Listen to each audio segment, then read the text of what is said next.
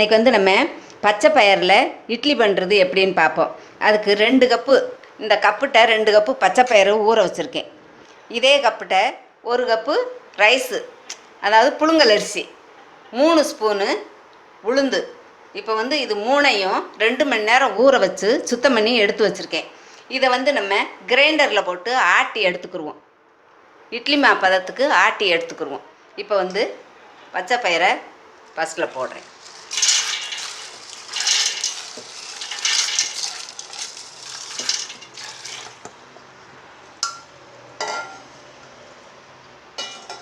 அது கூடவே உளுந்தையும் போட்டு ஆட்டிடுவோம்.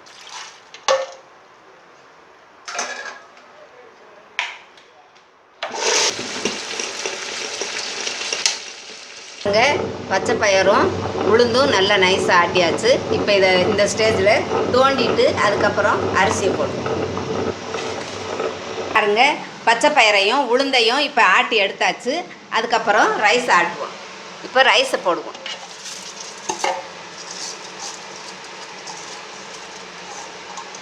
இதையும் இட்லி பதத்துக்கு ஆட்டி எடுத்துக்கணும். ரைஸ் நல்லா மாவு ஆட்டியாச்சு. இதையும் இப்போ தோண்டி 2ஐயும் உப்பு போட்டு கரைச்சி புளிக்க வச்சுருவோம். புளிக்க வச்சுட்டு காலையில் எடுத்து பார்ப்போம். பச்சை பயிறு, அரிசி, உளுந்து 3ஐயும் போட்டு இப்போ நல்லா இட்லி மாவு பதத்துக்கு ஆட்டியாச்சு. இதில் வந்து நம்ம உப்பு போட்டு கரைச்சி வச்சுருவோம்.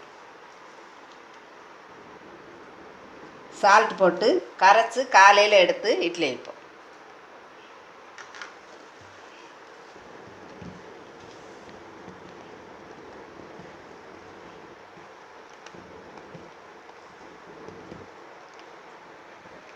மாவை உப்பு போட்டு நல்லா கரைச்சி வச்சாச்சு.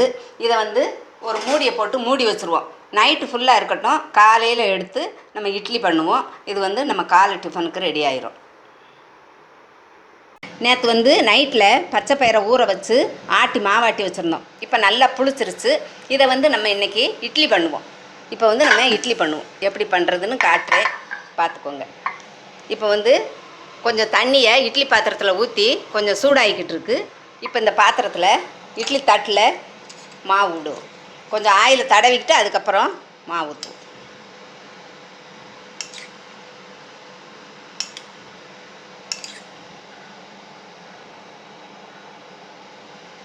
கொஞ்சம் லைட்டாக ஆயில் தடவிக்கிட்டு அதுக்கப்புறம் மாவை இதில் எடுத்து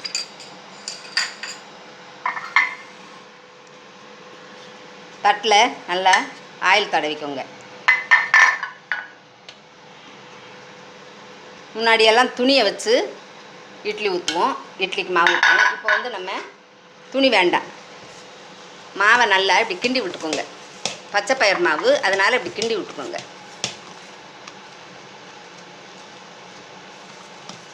இப்படி நல்லா கிண்டி விட்டுக்கிட்டு அதுக்கப்புறம் மாவு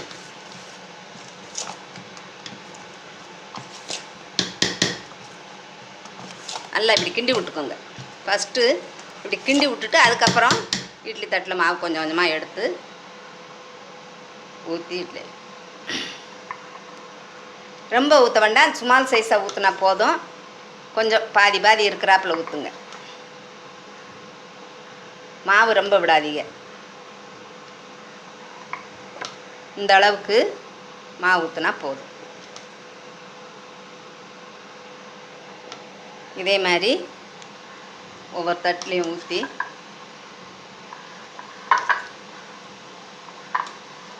நல்ல உடம்புக்கு ரொம்ப நல்லது. பச்சை பயிறு இட்லி தோசை பண்ணி காட்டியிருக்கேன், எங்கள் சேனலில் இருக்குது, பார்த்துக்கோங்க.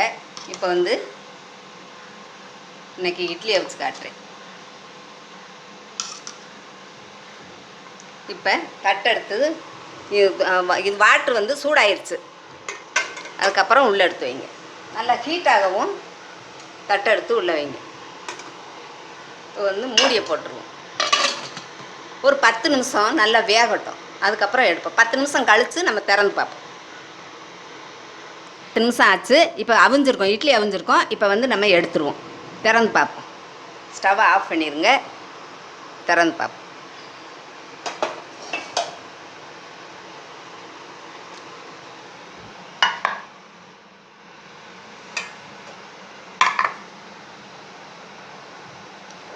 லைட்டாக தண்ணி தெளிச்சுக்கோங்க.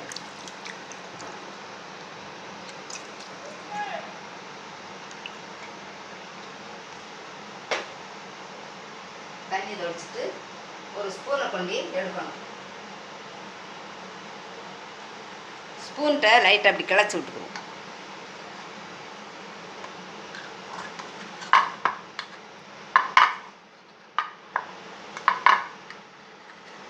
ஒரு 2 நிமிஷம் வச்சு எடுத்தீங்கன்னா அதான் வந்துடும், இட்லி வந்துடும். நம்ம சூடாக எடுத்தோம்னா கொஞ்சம் அதில் வந்து பிடிச்சிக்கிறோம். அதனால் நீங்கள் கொஞ்சம் 2 நிமிஷம் ஆற வச்சு அதுக்கப்புறம் எடுங்க.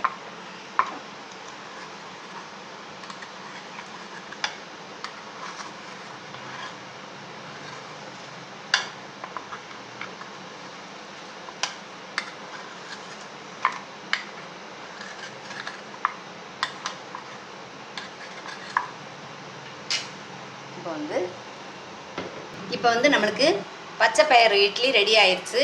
இதுக்கு வந்து தொட்டுக்கிற காம்பினேஷன் வந்து கார சட்னி ரொம்ப அருமையாக இருக்கும். காரசாரமாக வச்சு சாப்பிடுங்க.